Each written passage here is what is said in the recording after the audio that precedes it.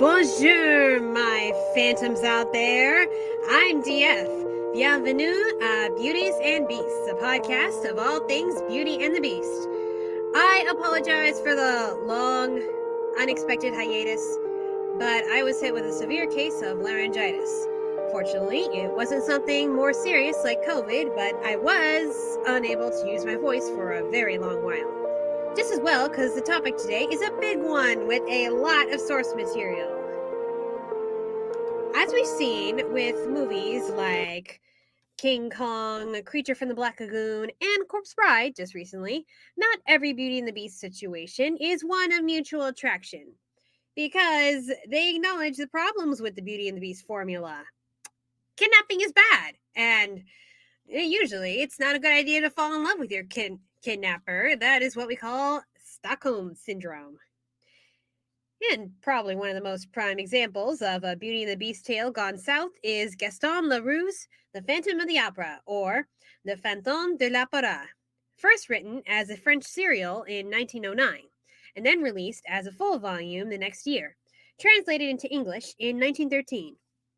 Inspired by actual spooky incidents at the Paris Opera House, from a chandelier dropping to rumors of a ghost. While details of an underground lake beneath the opera house and the chandelier actually crashing are true, the characters are, of course, all made up. Pretty much a what if the opera ghost were real story. Since the story's release, there have been several film and stage adaptations, the most famous being the 1925 silent film starring Lon Chaney and Andrew Lloyd Webber's 1986 musical. Today, we'll mostly be looking at the novel and how the story has been changed over the years. Though one thing that never seems to change for our beastly phantom, his story always ends in tragedy. Before we get into this, I would like to thank my $5 plus patrons: Arvin Joshua Rocks 15, BellaPinkSavage, Cosmic Trail, nalaxsimba, Poppy X Branch 2000, and TyrannosaurusVenom. I accidentally wrote the same name twice, sorry. Thank you for your continued support, even whilst I was away.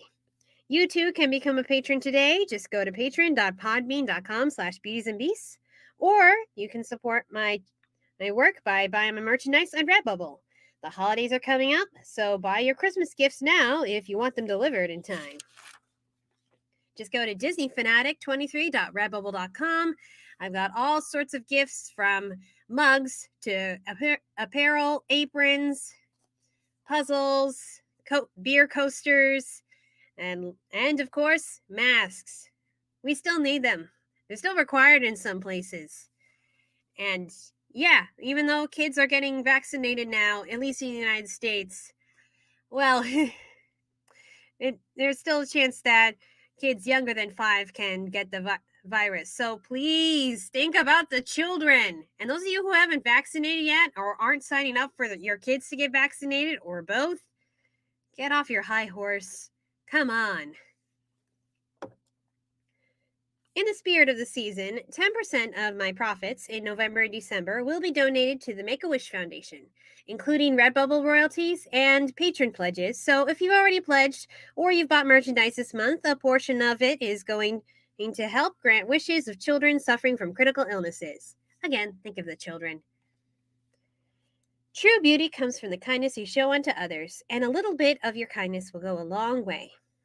So, the author of The Phantom of the Opera assumes the role of a reporter investigating the case of the opera ghost from the Paris Opera House, the death of the Comte de Chagny, and the disappearance of the opera singer Christine Daae and the Vicomte de Chagny.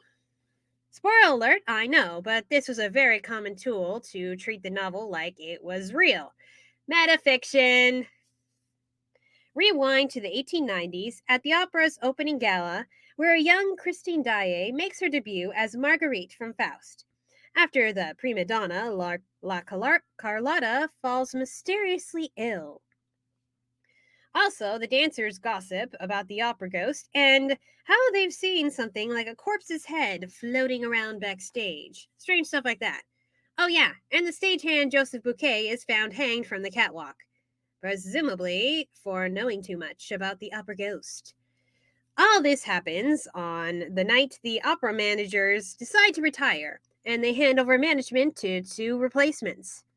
When they catch wind of Bouquet's apparent suicide, the old managers tell the new managers of the opera ghost, who's caused mayhem at the opera house for years.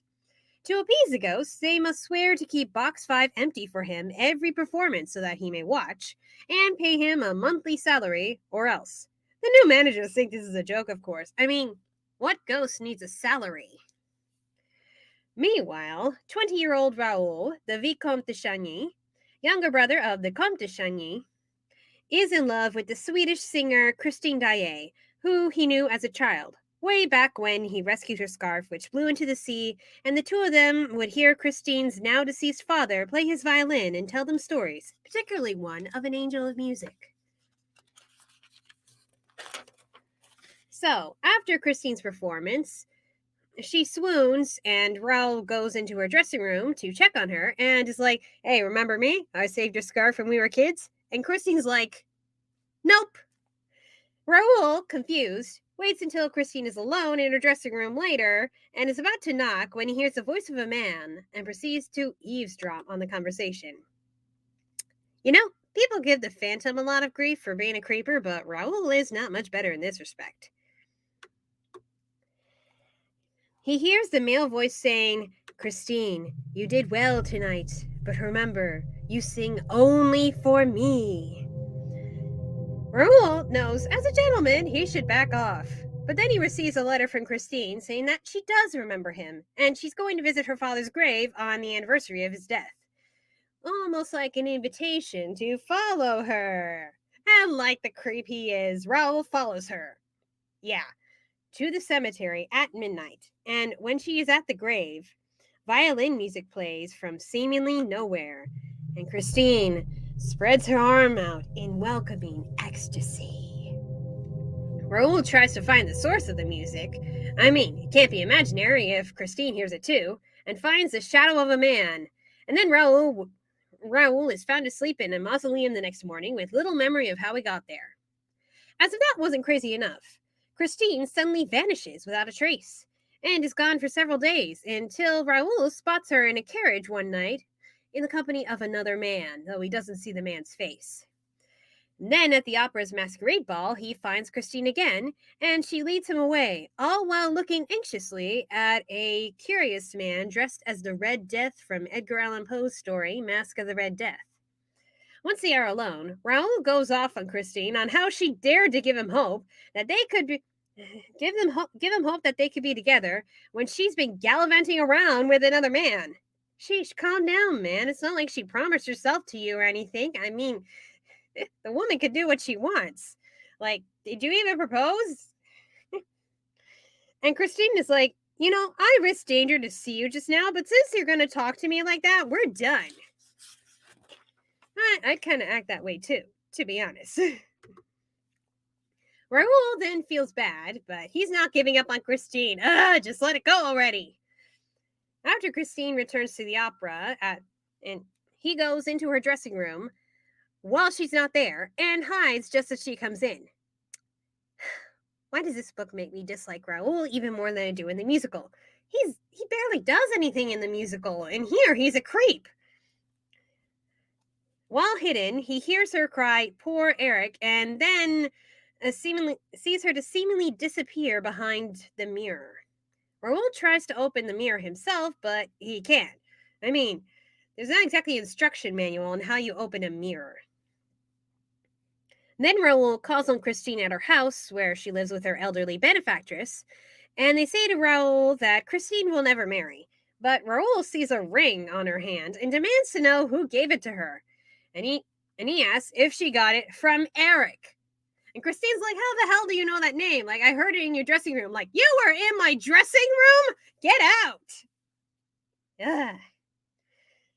Okay, maybe you could sense by now that this book kind of annoys me. But later at the opera, Christine pulls Raoul aside and tells him that she does love him, but she made a vow not to marry. And besides, he is going to an expedition to the North Pole.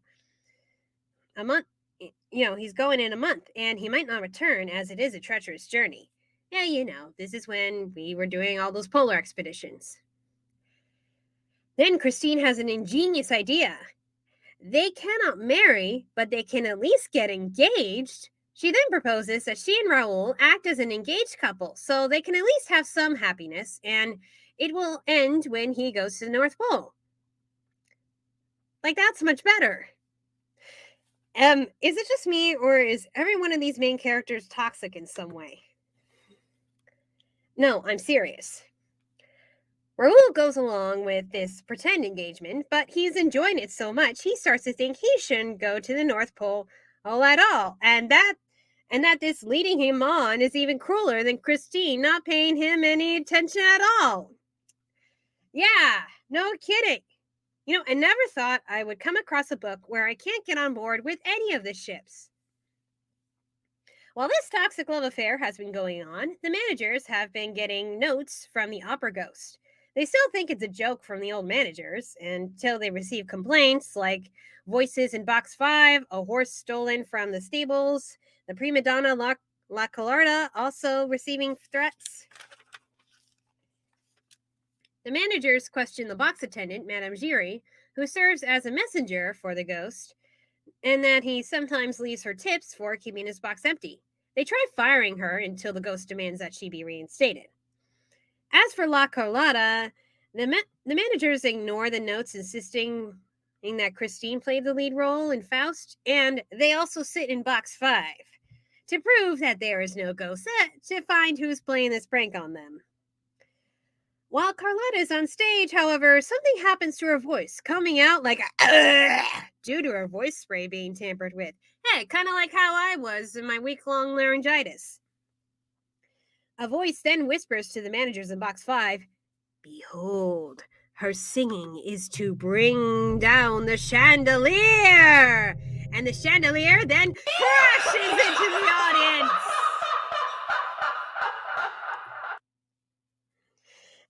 After all these disasters, Christine finally agrees to tell Raoul what's been going on.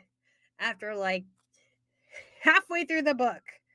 Okay, honestly though, this was kind of how the Gothic novels go. They don't tell you about the monster character for the longest time. It's not until like halfway through that they finally tell you what the hell's been going on all this time. It's the element of mystery that we're really annoyed with these days.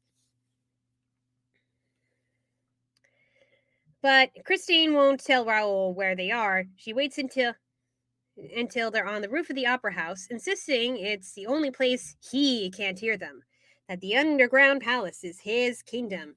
Raoul asks if she means Eric, and she says yes. Eric, the angel of music, the phantom of the opera, they're all the same. So, months ago, exposition time! Christine started hearing a voice claiming to be the angel of music and offers to teach her to sing, which was how she got so good so fast, and that it was his voice that Raoul heard in her dressing room that night. Christine thought it was an angel sent by her father and was in this sort of ignorant, hypnotic bliss. Until one night the angel opened the mirror to let her in a secret passage, and she is met with a man in a mask fully covering his face. He takes her below the opera house on the stolen horse, to a boat on a lake, to a house in the middle of the lake. Like I said, there is actually a lake underneath the opera house in Paris. Now, these days, it's used for firefighters to practice their swimming. The man introduces himself as Eric, and that he is in love with Christine, and that she is in no danger as long as she does as he says and never tries to see him. Of course, she catches him while playing the organ and tears his mask off, and his face is like a corpse with deep sockets, no nose, and rotting flesh. I know, 10 times worse than you've seen it on stage. The Phantom is so furious, he brings her nails to his face and digs them into her flesh, and then takes her by the hair and drags her to her room. Yeah, way more physically abusive than he is in the musical. But you know, it's okay, because then he apologizes, bursting into tears, saying that he'll never lay a hand on her again as long as she loves him and obeys him. Yeah, and this, kids, is what we call emotional manipulation. Eric then lets Christine go on promise she'll return, and she does, because she pities him and is afraid of him, not because she loves him. That's not a good reason, girl. That is not a good reason. And apparently, he was okay with Christine's pretend engagement plan with Raoul, since, he's leaving through the North Pole anyway. Like, oh yeah, I'll let you have fun with this guy, as long as you're with me in the end. Eeh. When Christine finishes the story, Raoul insists they leave tonight and get away where the Phantom can't ever find them. But Christine says she must sing Marguerite tomorrow night, or else it'll break Eric's heart. Yeah, because that's what we're worried about. And that they'll escape after the performance. Funnily enough, they hear a strange sound on the roof, and they wonder, who could that be? Did you really think you were safe up there, people? On the way back from the roof, a gentleman who frequents the opera, simply known as the Persian, because people from the Middle East never had names in these stories, points them on the route that they can take where the Phantom won't find them. Christine explains that the Persian is a sort of friend of the Phantom, but she doesn't know much about him personally. So the next night, Raoul makes preparations to take Christine away after the performance, but in the middle of her song, the lights go out and Christine disappears. Dun dun dun! The police are called, Raoul tells the story of the Phantom and is laughed at. His own brother is even accused of the abduction, and the managers deny what's going on because they don't want to look like fools themselves. Then the Persian finds Raoul, and he's the only one who believes Raoul, and agrees to help get Christine back from Eric. He takes him through the secret passages and tells him to keep a hand at the level of his eyes to prevent strangulation from the Phantom's Punjab lasso. See, the Persian rescued Eric long ago from a sultana who made Eric strangle people for her amusement and then teach her to strangle people, and she strangled her handmaidens, and it's a much more messed up story than Andrew Lloyd Webber says.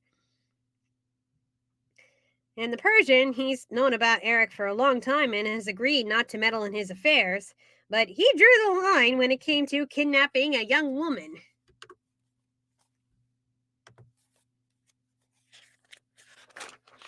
So the Persian and Raoul get underground, all right, but they fall into a torture chamber just outside of where the Phantom is pleading to Christine that she marry him, or else he'll blow the opera house to smithereens. Christine agrees, only for Eric to discover his prisoners and try to drown them in the chamber. But Christine swears she will be his living bride and not kill herself if she frees the men. Eric releases them, and when he and Christine are alone, he takes off his mask and kisses her on the forehead, and she kisses him back, and he says that not even his own mother would kiss him. They cry. Christine calls him poor Eric, and Eric allows everyone to escape on the promise that Christine will visit him on his death day and return his ring, and that the Persian go to the paper and report his death. They do this sometime later, giving him a proper burial, and the Persian putting in the paper just this note, Eric is dead, and Christine and Raoul elope never to return to Paris. The epilogue elaborates more details on Eric's life. He was born in Normandy as the son of a construction business owner, which explains his knowledge of tricks, but he was rejected by his face, so he fled across Europe and Asia building trick palaces, and then he helped build the opera house, making a lair for himself underneath in secret. Okay, I'm sure you've at least seen one film version of Phantom of the Opera, as there are so many. I'd be surprised if you hadn't, at least one version. The closest version I'd say that follows the story is the 1925 silent film. I mean, the events are pretty much mirror each other, and there are hardly any big changes except for at the end, which features a big carriage chase and a mob scene, and the Phantom being thrown in the river. Thus, he never actually redeems himself like he does in the book. He's just kind of, how silent movie villains are. There's a big chase, and there's a whole crowd of people taking down the villain. That's how it was. And many versions will change the plot and characters around, even giving them new names and roles. For example, in Andrew Lloyd Webber's musical, Madame Giry takes the Persian's role as the Phantom's ally, and Raoul's guide and his main dance instructor instead of box attendant. She also serves the role as Christine's guardian. I think the reason for this was so there could be fewer characters in the cast, which kind of makes sense. No, now that I think about it, the Persian doesn't make it into most film and stage adaptations, despite his role in the book being the most heroic. Whitewashing much? I go over all the film adaptations I've seen, but then we'd be here all night. So let me just tell you some of my favorite twists on the tale. So, the Phantom's backstory is often rearranged with every adaptation, from being a carnival sideshow freak to a wronged musician whose work was stolen and then had acid splashed on his face rather than being born deformed. The role of Christine's lover is switched around too. He goes from being the Viscount to being an opera manager. In the 1943 film, Christine has two other suitors, one a constable and who is named Raoul, and the other a co-star of the opera. Both of whom are pretty decent gentlemen, but they're always competing against each other, and Christine never really favors one. She's a bit of a player. While this movie dragged with too much opera and not enough phantom, it does put a nice twist on the way it ends. After the whole business with the Phantom, Christine chooses neither of her suitors to pursue her opera career. Yeah, pretty forward for thinking for 1940s. There's also a Chinese version I saw once on Amazon Prime from 1995 called The Phantom Lover, in which the Phantom character teaches a male actor to sing. Not in a romantic way. Actually, he trains the singer to serve as his face and pose as him for the woman he loves who only knows him by his voice. Or rather, she knew him once upon a time before he got into an accident that permanently deformed him. And she's kind of gone crazy since then. And he can't just face that he isn't handsome anymore. And he doesn't want to show her that. You know what? That movie actually ends bittersweetly, where he and his love do get together after some craziness. Although, conveniently enough, she goes blind, and so she never knows how much his face has changed. But and she does die a few years later, but at least they had some happiness together. I do recommend that movie, and there is some pretty heavy stuff in that, but it's really good.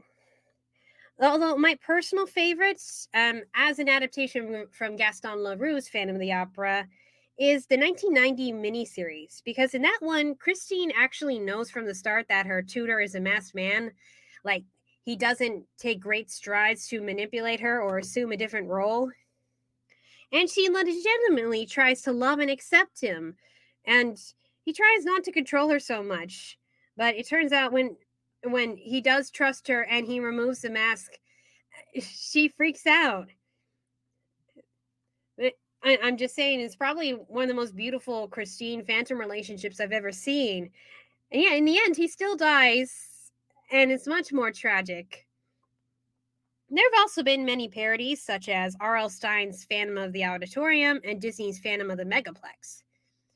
But most of you are probably familiar with Andrew Lloyd Webber's musical, which played with the Phantom's duality by making his face only half deformed. Webber also wrote a sequel musical, Love Never Dies, in which Christine and the Phantom have a love child, and Raoul becomes an abusive husband, which is really just a prime example of glorified fan fiction. Not a lot of people like this. I will admit, some of the songs in Love Never Dies I do enjoy, but the story is just kind of all over the place. Although it is kind of interesting imagining the Phantom going to America and running a carnival on Coney Island. But back to the original book, and my opinion on that. The three main characters are trash. Never mind the Phantom, who's a creeper, murderer, and kidnapper, and master manipulator. I mean, yeah, it's kind of what you expect from your classic gothic horror antagonist. But Raoul is an entitled douchebag who doesn't know when to leave a young lady alone. It is about as possessive as Eric. Christine is a whiny, naive attention seeker who really does send mixed signals to everybody. Like, oh yeah, I don't remember you. Oh, but I do remember you. Like, I can't ever love him. Oh yes, I can love you. Like, oh boy. And she easily falls for the poor me speech from both Eric and Raoul. Seriously, this love triangle's almost as toxic as Twilight. A toxic triangle. I think I have to rename this episode. Yeah, that's a much better title. But bottom line, this is a story about what not to do when you're in love. Don't stop your love, Raoul and Phantom. Don't act like you're entitled to a relationship, Eric, Raoul. Don't lead your partner on, Christine. Don't guilt trip someone into being with you, Eric, Raoul. Don't kidnap, okay, that one's mostly on Eric. Don't threaten to blow everyone up. Okay, that one's on Eric too. And please don't disrespect your partner's privacy. All three are guilty of that, actually. Christine did take off the Phantom's mask. Also, if you love someone, don't keep them prisoner, Eric. Oh God, seriously, everyone in the story is a selfish asshole. I'm sorry.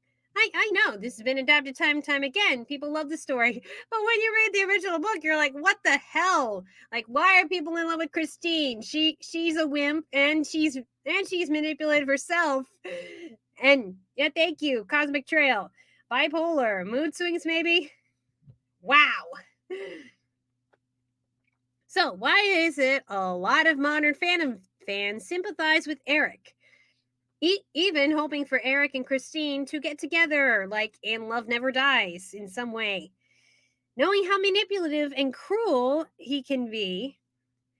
Yeah, why do we still prefer the Phantom over Raoul? Well, one, because we can sympathize with the social outcast. Two, because he's probably the only one to actually learn anything in this story. As bad as he thinks he does. In the end, he lets Christine go, realizing she'll never be happy with him, and he accepts that she loves someone else. Doesn't excuse his murderous behavior, but he's as much a villain as he is a victim. As for Raoul and Christine, what did they learn? Absolutely nothing. I'm sorry. There's nothing they learned. Raoul is still selfish, and Christine is still just can't decide what she wants. People have to make the decisions for her because she can never make a decision herself. But I will say this is an interesting take on a beastly character. The Phantom was born repulsive, but he was not born a monster. It was society that made him a monster, and by then his looks were the least monstrous thing about him. I guess we just wish he had more of a chance to redeem himself in the end. He probably could have, given time. Maybe he could have found another love, or at least another friend, and he'd learn next time don't do it by force. Hey, what about you? Know any other versions of Phantom of the Opera I failed to mention? Leave comments below. And people in the chat, you can mention any versions of Phantom of the Opera that you've heard. I do know that there is actually one other musical that's lesser known called Phantom. And I think that one made the Phantom a lot more sympathetic. I haven't heard the whole thing, though. But there's plenty. There's TV animated versions. There are a ton of remakes. I haven't even watched them all because there's so many. And there's actually more Chinese movies that are based on Phantom of the Opera. It may be crazy, but still kind of cool thinking about a very ghostly basement dweller who has a very strong voice. If I were in that circumstance, I would have been, okay, I'm willing to see where this goes, but let me set some ground rules here. Yep. Okay, anyone in the chat have anything they'd like to add to the discussion? Oh boy. Honestly, I could break down every single movie of Phantom of the Opera I've seen one by one, but that would take forever. It would. Nothing really to say. Just that I don't like the way Christine's written the book. I don't like how she is in the musical. Because the musical, she's just kind of helpless and in a trance the whole time. Although there are some versions I've seen where Christine has a bit more of a backbone. I forget what year this was made, but there was a Christine who was played by Jane Seymour, the actress. Was it Jane Seymour? Yeah. And how she actually talked back to the other opera singer, and she tried to stand up for herself. I think that was a really strong Christine. And Bella says yes. Just sheesh. Talk about problems. Yeah, that was a mistake Christine made too. Like, you could have told Raul all this from the start, or if you didn't want to get him involved, you should have just cut him. You should have just cut him out and not let him on like that. Because she did lead him on. Admit it. Raul's not much better, but neither is Christine. They're all crazy.